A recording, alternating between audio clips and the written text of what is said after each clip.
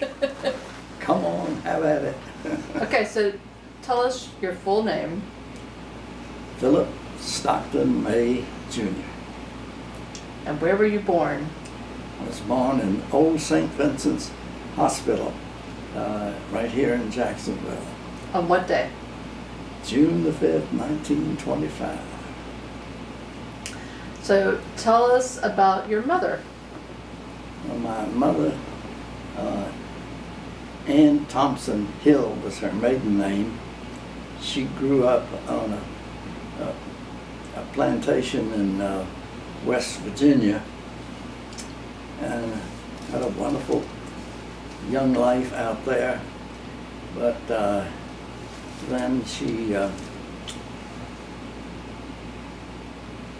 not sure that how much college she did. I know she did some, but anyhow, she sort of studied to be a nurse, and she came down to Jacksonville because they offered an opportunity, I think, to train to be a nurse. I've forgotten the details of that, but anyhow, she came down with the YWCA. That was it. They sort of recruited her to come down and help with the veterans who were coming back from the war. And my dad, born in Quincy, Florida, an old Florida cracker family, had gone to the University of Florida. He graduated in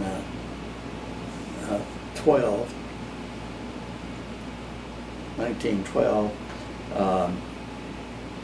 and by then the war was sort of winding down, but he, I forget, they were drafting men, and but he, of course, had gone to college, and he got a commission as a field artillery officer, and as the war was winding down, we were sending sort of occupation troops, so to speak, over to France, which wasn't really necessary, but it was a great deal for my dad, because since he had not been active in the war, but had gotten his commission as a lieutenant, they sent him over to France for 2 years as part of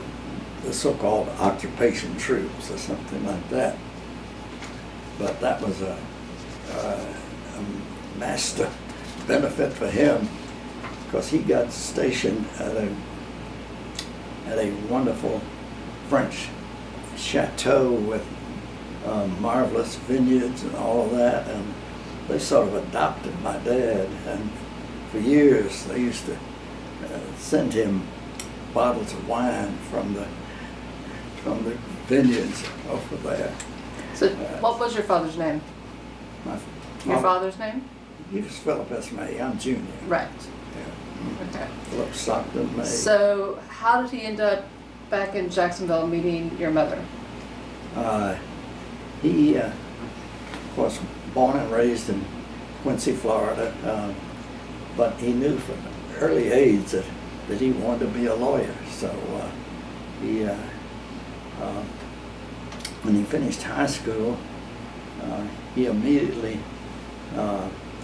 went to the University of Florida Law School, and he's the only person that I've ever heard of who went straight through for 2 years and got his legal degree.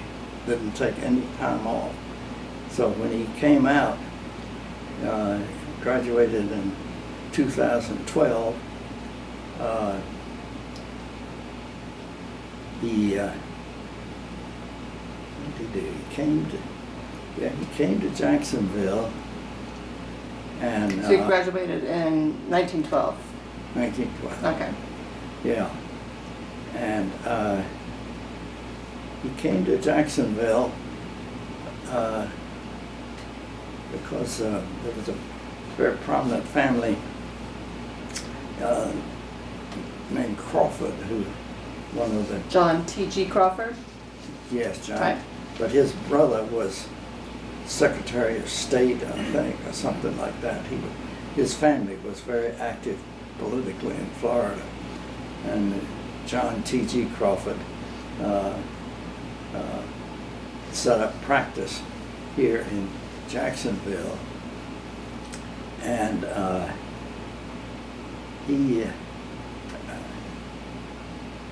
my dad, I think, sort of went with him as a law clerk, and then eventually Mr. Crawford made him a partner in the firm. Right, so it became Crawford and May. Crawford and May. Yeah. Right. Very cool. So, did you have any siblings? I had one sister, yeah. One sister. Yeah. Mhm. And was she older or younger? 5 years older than Okay.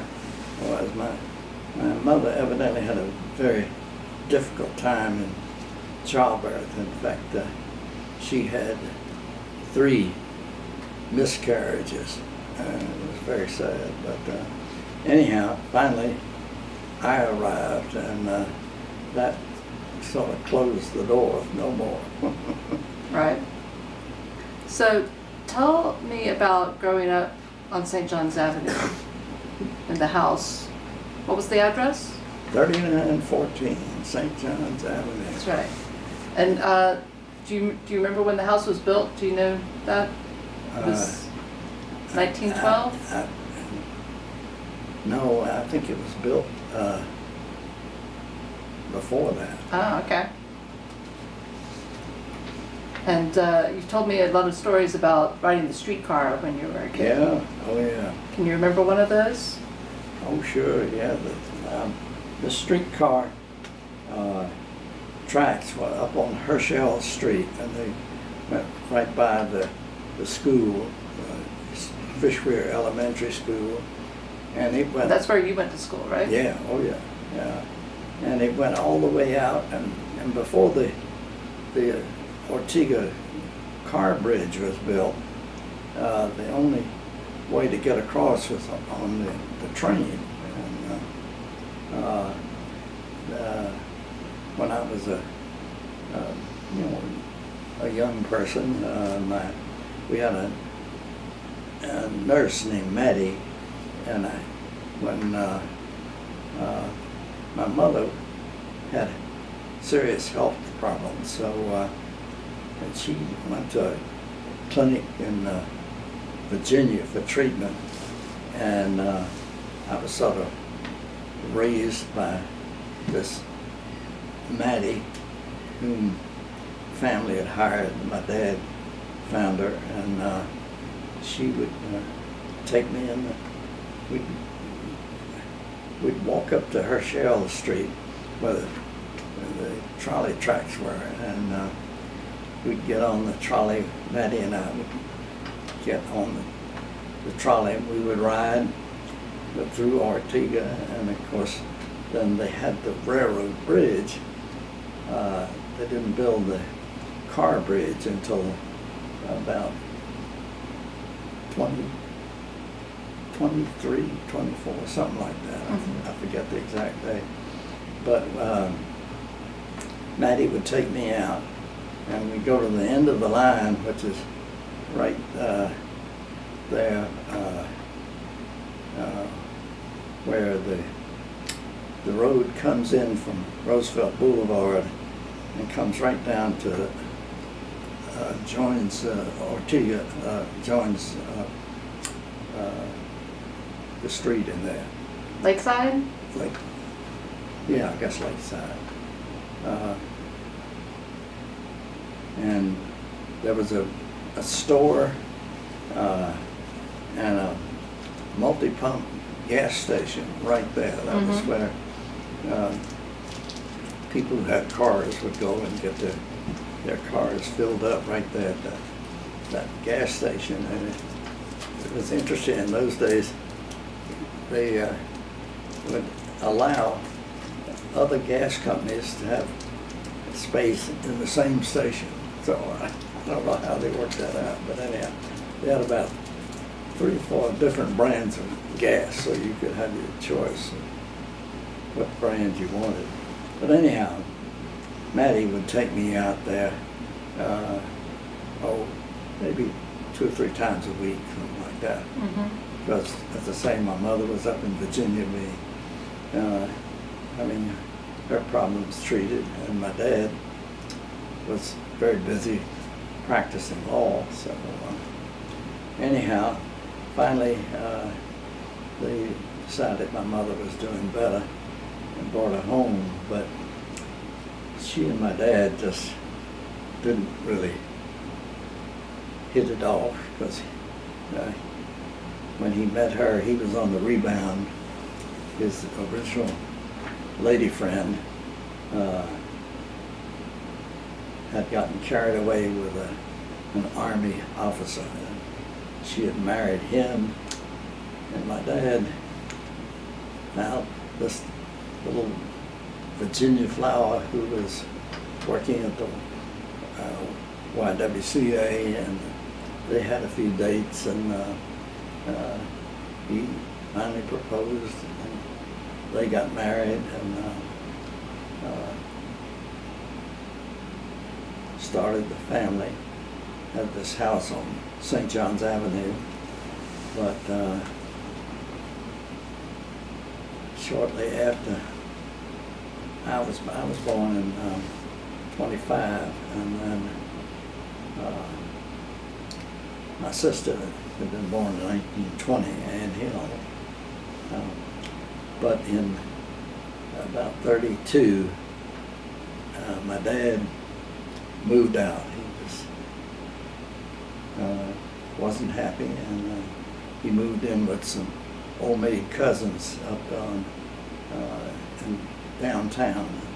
I remember you telling me a story about going to the library and getting books for them. Oh yeah, there were 2 maiden cousins of mine,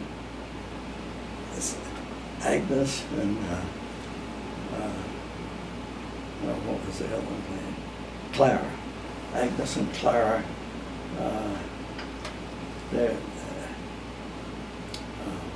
What was their family name?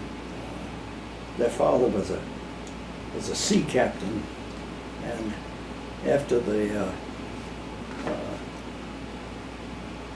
war, the Spanish-American War, I guess, he moved into Jacksonville, bought a house on East Monroe Street, and he had these 2 daughters, and I don't know how much longer he lived, not too much longer, but anyhow, the 2 daughters never married, but they lived in this house on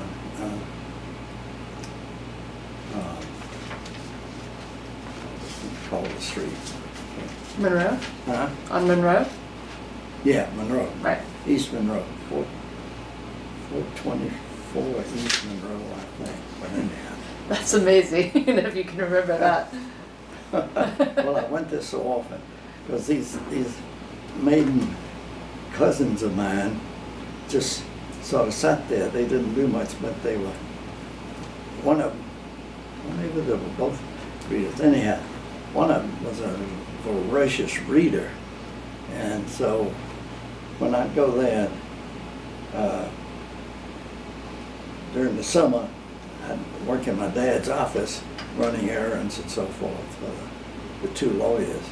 But one of my main jobs was to go to the library and get Cousin Clara, was the real reader, a new supply of books, because she would read at least 5 or 6 a week, so I'd have a continual errand to go and get books for Cousin Clara.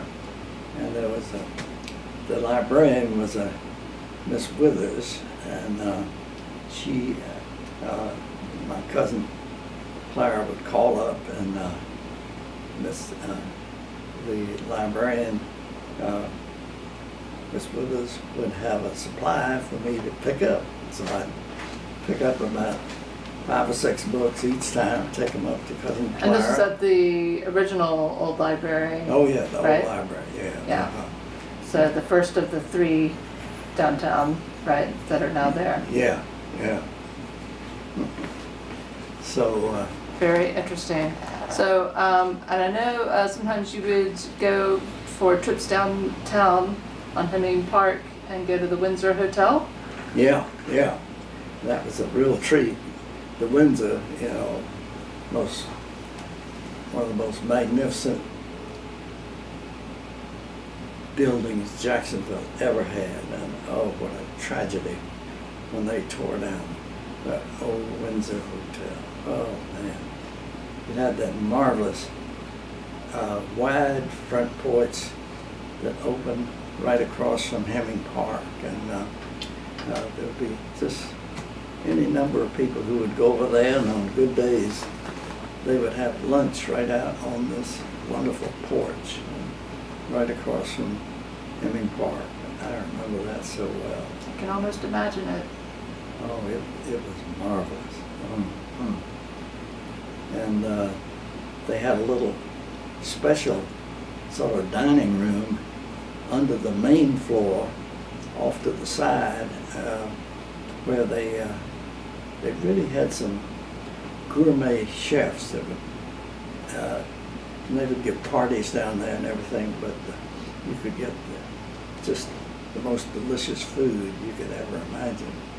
And of course the main dining room in the hotel too, but the one that I always remembered was the sort of basement restaurant that my dad would often take me to, and we'd have some wonderful, wonderful meals down there. But the main place my dad and Mr. Crawford went for lunch was Jenks Cafe or restaurant. It was right on the corner of Main Street and Monroe, and it was at that time just the most popular restaurant in Jacksonville. All the city officials and everybody would go to Jenks Restaurant for lunch. So that's where a lot of the deals would get made, Yeah. right? Yeah. Oh yeah. My dad and Mr. Crawford would go to lunch almost every day at Jenks Restaurant. And one of the special dishes that I really loved, they had a shrimp dish with sort of a cream sauce in it that was just marvelous. Every time I went, I'd get that shrimp. I forget what they called it, but anyhow, it was a sauteed shrimp and a wonderful sort of garlic sauce. Ooh, it's delicious. I can almost taste it now. And so I'd go downtown and have lunch with my dad occasionally. And then in the summers when I was working, I would be down there every day and go get books in the library for Cousin Clara. And I would always try and work it around so I could have lunch at Jenks, and usually my dad would take me there because he and his partner, Mr. Crawford, went there almost every day for lunch. So, and you said you were working? Where were you working? Working in their office. I was an errand boy for the office. Yeah, I took papers to the courthouse and all sorts of other little errands that I could. But one of my main jobs was getting books for Cousin Clara. Right. So, tell me a little bit about, as you were growing up on St. John's Avenue, you talked about playing along the creek. Was that Fishery Creek? Yeah. Mm-hmm. Oh, yeah. Do you have any memories about that? Oh, yeah. Fishwick Creek was really sort of a swamp in those days, and there was this one bridge that came off St. John's Avenue and would go down into Arden, and there were probably 10 or 15 kids all about the same age, and we would all just congregate down in Arden, and there was a wonderful family, the George B. Hills.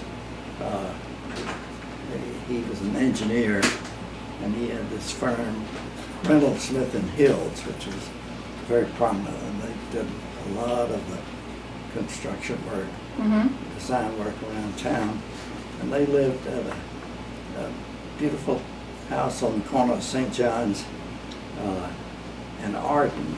And Arden was this one street that went down into the division or subdivision of Arden.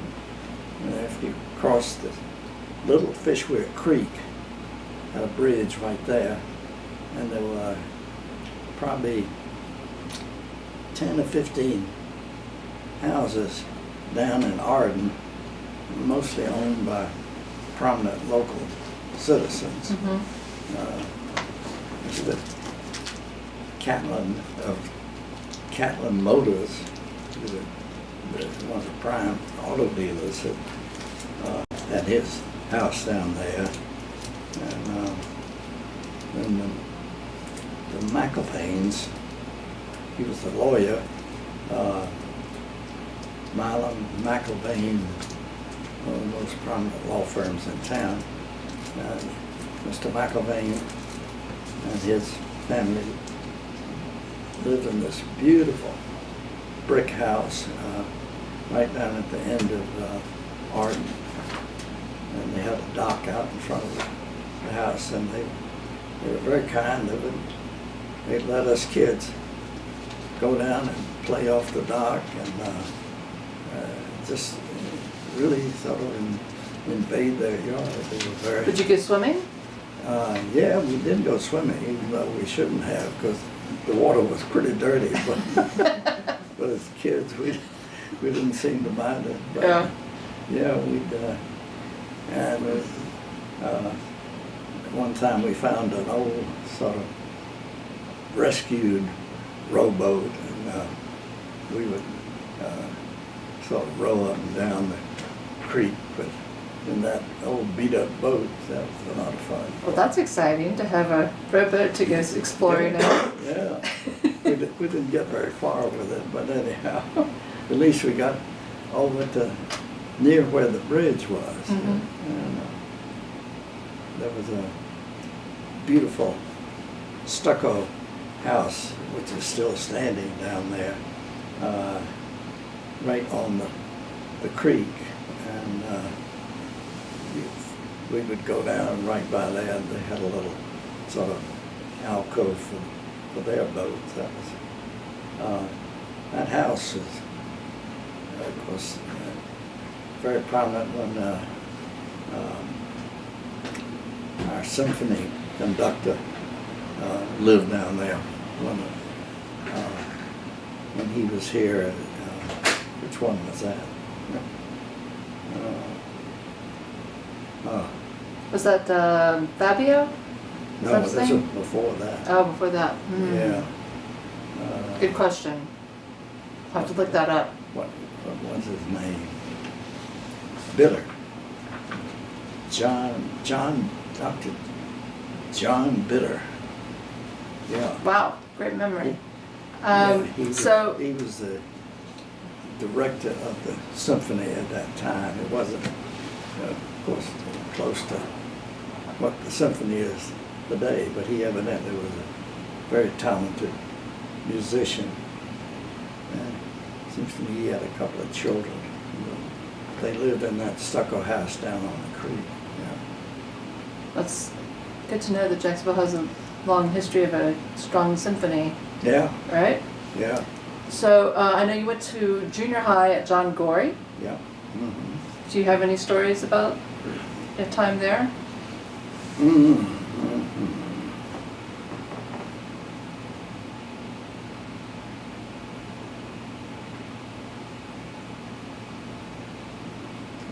Nothing I can really come up with as significant at John Gorey, but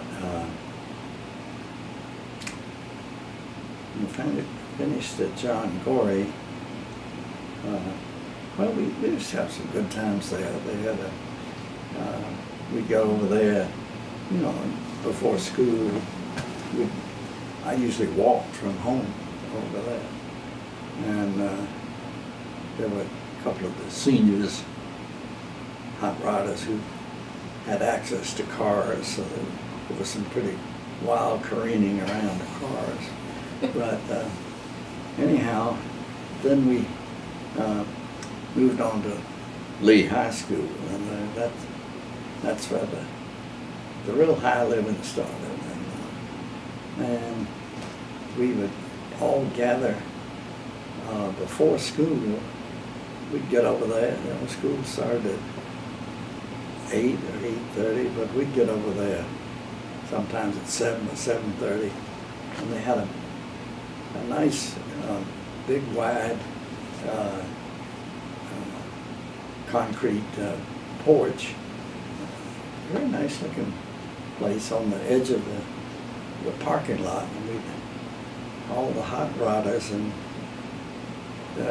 social up toppers would gather over there and have these great confabs and lots of back and forth with all the social things that were going on. It was quite a place.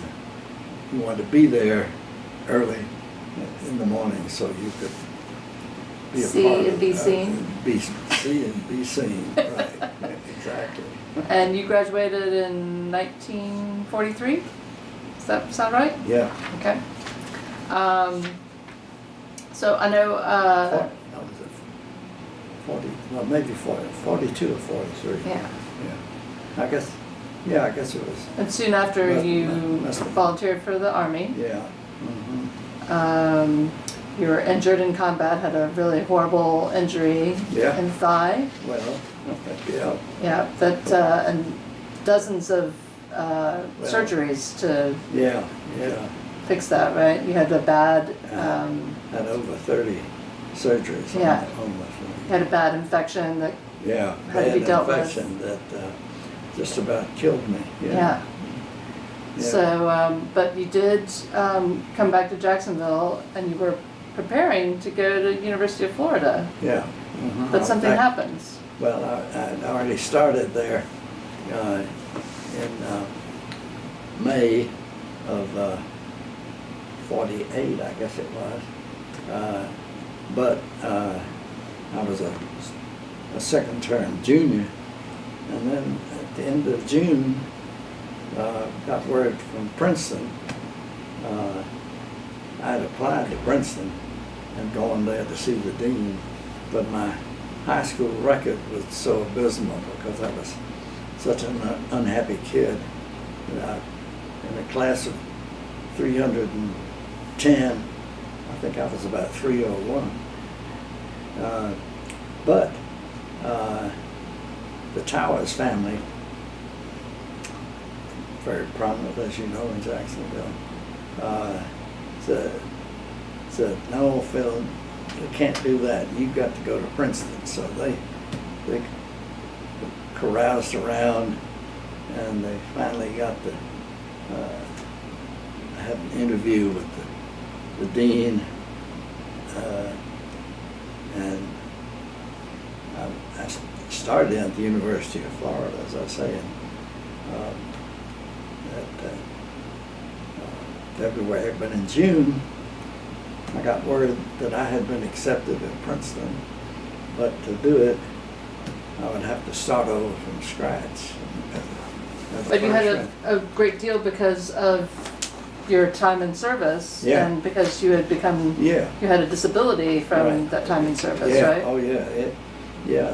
Otherwise, I couldn't have afforded, for instance. So, yeah, I was 100%, declared 100% disabled. And so it not only paid my Princeton tuition, but gave me a very generous cash allowance for food and so forth. So my old war wound was a great help, even though I didn't appreciate it at the time.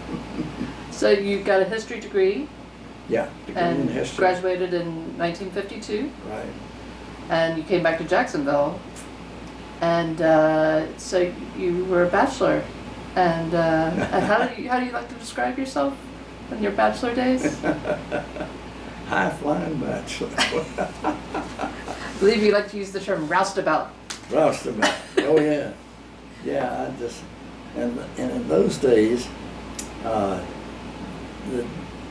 debuts weren't so structured. Now, when they have the debuts, the men the only men that are invited are the ones who are right around that time. But in those days, every eligible bachelor, say under about 40, was invited to all the debut parties. So man, for 10 years, I was the party animal. So I know that you frequented some nightclubs, and you used to like to dance. Oh yeah, I loved to dance, and yeah, I won several dance contests Yeah. with my old beat up leg, but particularly with the twist. That was my specialty. Oh me, high living. But then at some point you met Gloria. What was her name? Gloria Benzel Sullivan. There was this nice lady. They had these, clubs, ladies' clubs, garden clubs. That's what they were. So this lady who belonged to one of the garden clubs was a good friend of mine, and she said, "Phil, you need to get a gal." And she said, "I've got this lady who I want you to take to our next party and see if y'all don't get along." So for that Christmas that year, I was put together with this widow, Gloria Benzel Sullivan, and we had a great time. This was New Year's Eve, I guess, or something. Anyhow, it was a nice party, and so afterwards, I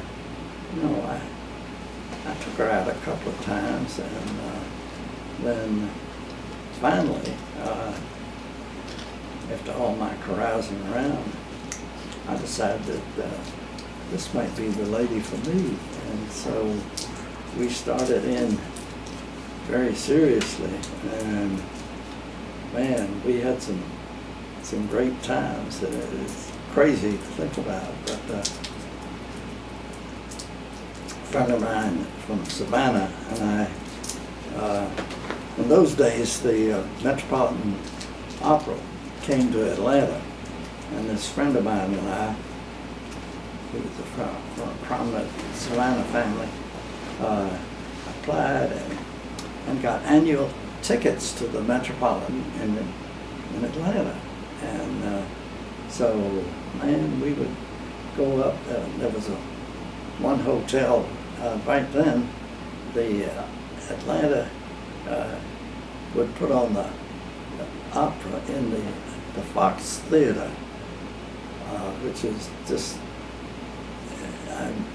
there's no other theater that I know of in the world like that Fox Theater in Atlanta, and I think it still outshines even some of those magnificent palaces in Hollywood. But anyhow, my friend and I would go to the opera every spring in Atlanta and live it up. And but at some point, I got so carried away with this beautiful widow that I ended up taking her to the opera. And boy, we had some great times. And then, I forget how it sort of evolved, but first met at that Christmas, took her to that Christmas party. And then by the summer, I had, I think, gotten pretty well focused on that this might be the lady for the rest of my life. So. How did you propose? I took her out to dinner one night, and I can't remember exactly how. I think I was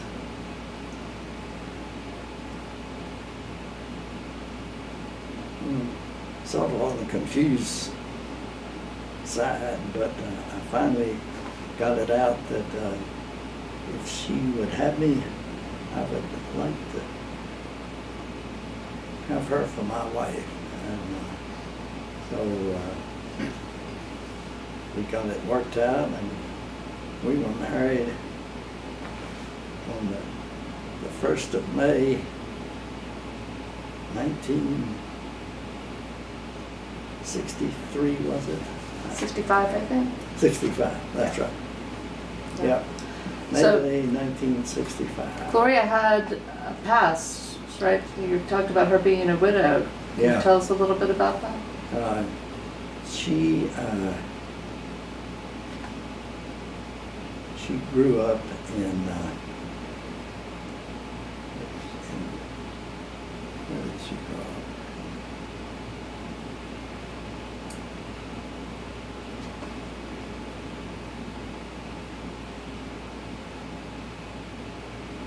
And she went to George Washington University. Yeah, she went to George Washington. I'm not sure where she was originally grew up. Yeah, that's right. Her uncle was a congressman, and he. From Missouri? Was she from Missouri?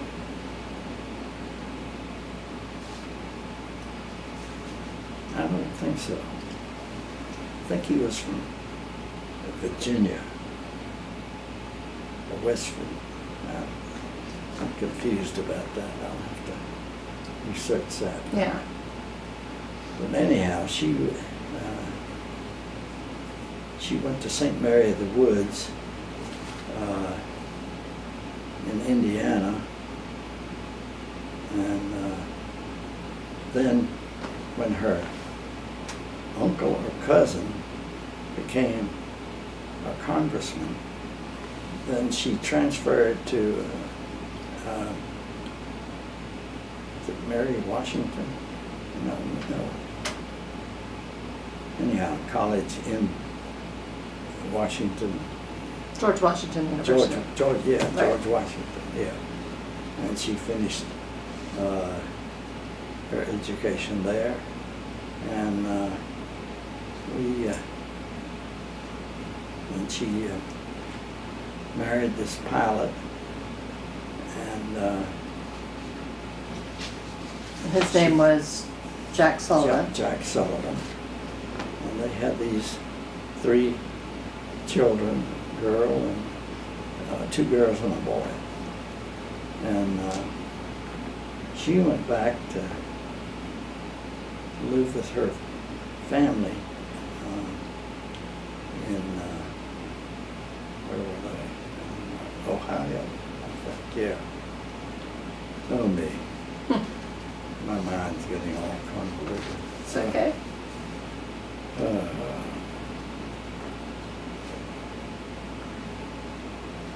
But so they were married in 1950, and he was a pilot Yeah, with the Navy.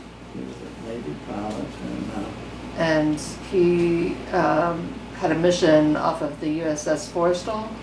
Yes, he was a squadron commander, and the Forrestal was doing. They got married. They had the 3 children, and were stationed in near Washington. And is that right? I guess. And anyhow,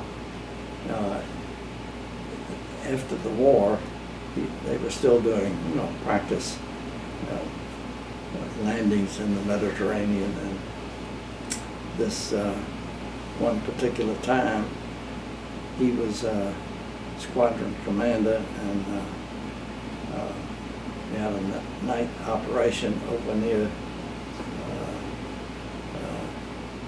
the east end of the Mediterranean, and they had the night exercise, and the squadron all came into the forest stalls very safely, and then when he was his turn, all the squadron was in. He was the last one, but evidently was a malfunction in the radar, and when he came down to land, his radar malfunctioned, and he came in about 100 yards behind the carrier and went right in the drink and straight down to the bottom of the Mediterranean, which at that point was, in the eastern Mediterranean, was about over 20,000 feet deep. So there was no chance that he would have been rescued anyhow. So there was his wife with these 3 little children. The oldest one was 12, as a widow, and she tried for a while to go back and live with her family in Pennsylvania, but that didn't work out. There was just lots of confusion. So she settled there in, where did she settle? I guess near Charleston, was it? Let's see. I'm cloudy on that part of it. How did you come to meet her in Jacksonville? How did she end up being in Jacksonville for you to take her on that blind date? Well, that was it, because when her husband was still alive, that's right, they had established a home in Jacksonville, because that's where his carrier squadron was based. Okay. And so she had this nice little house with her 3 children, and I met her at this Christmas party on a blind date. Right.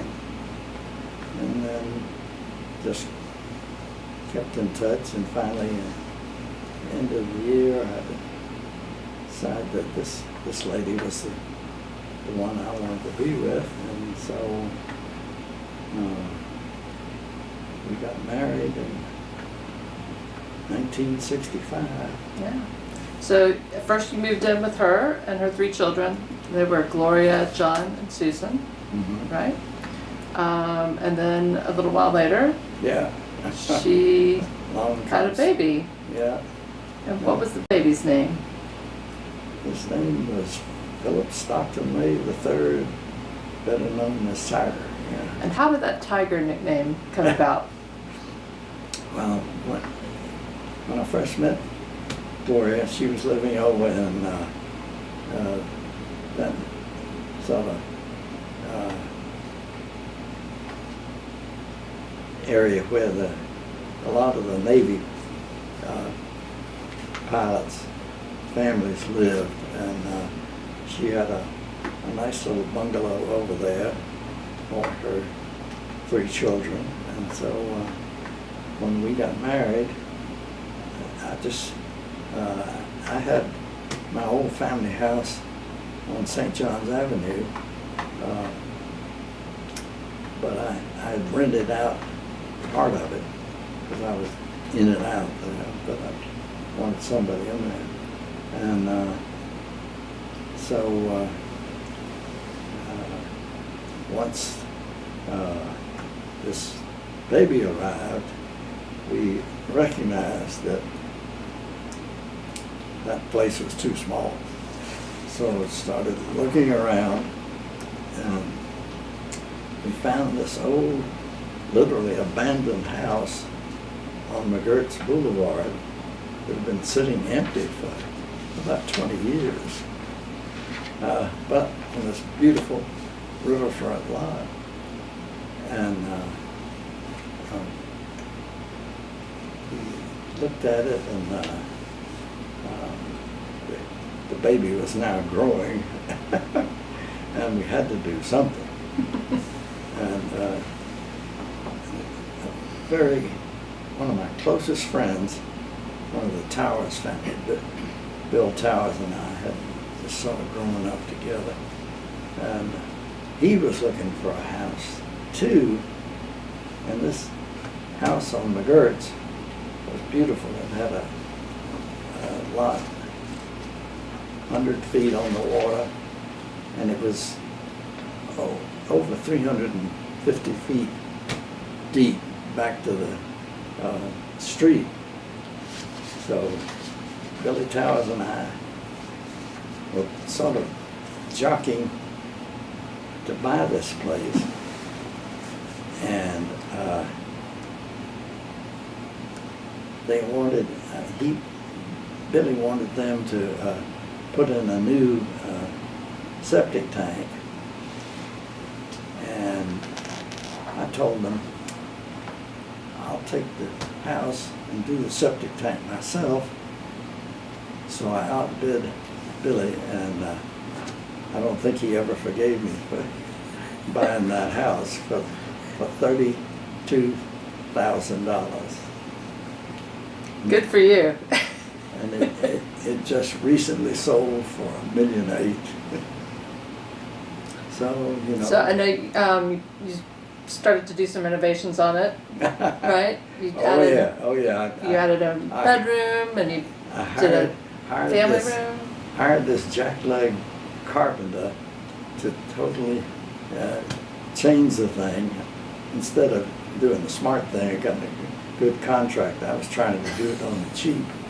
And this guy was a good craftsman, and so it wasn't all bad. And I got in there.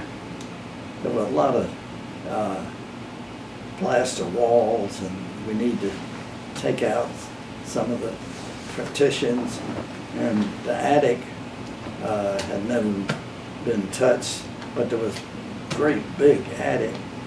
So I worked out a deal to build a stairway going up to the attic, and that kept me busy for quite a while. But we finally got so, my dear Gloria, we'd had our little baby.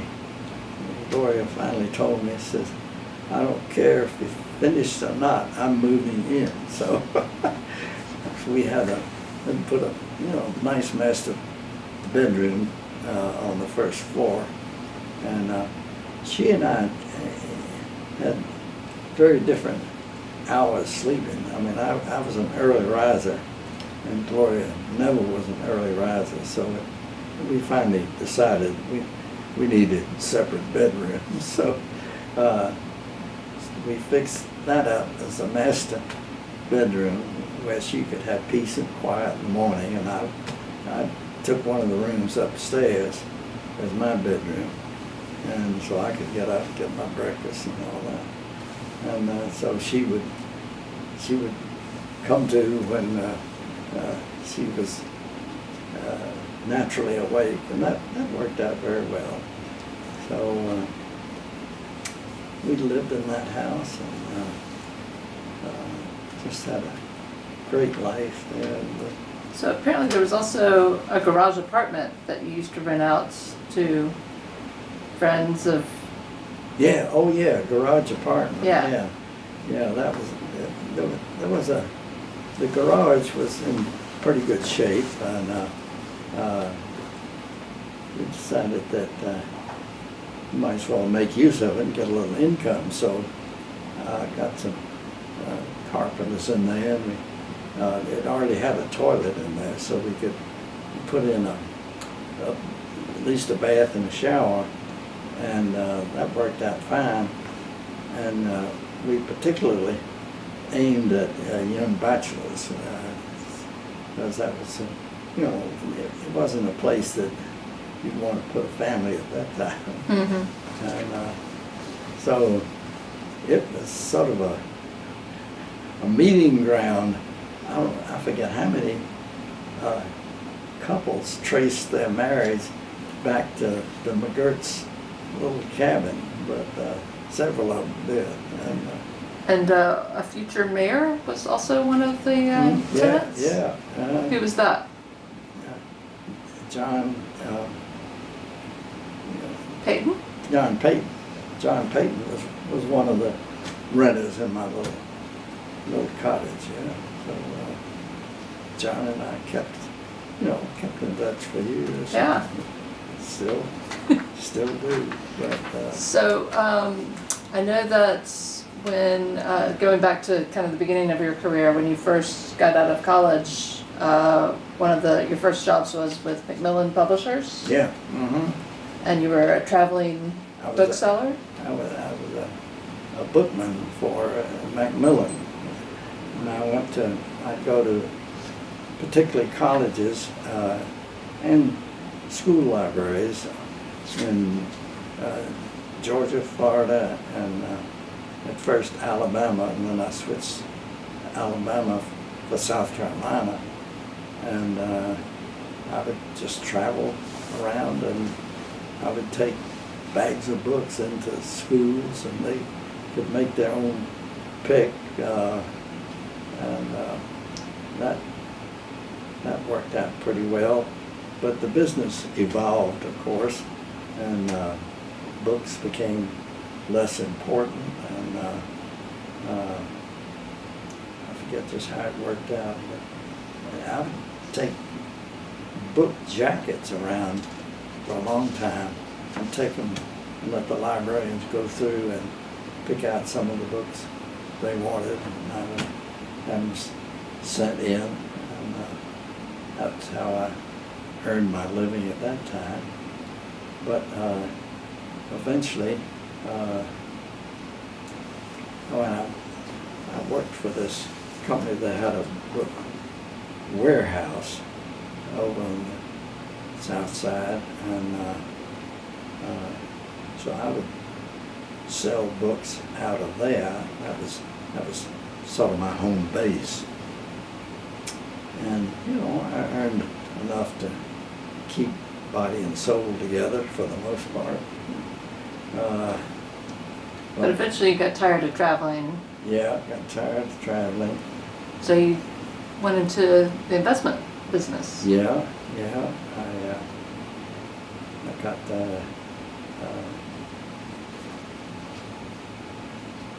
put through the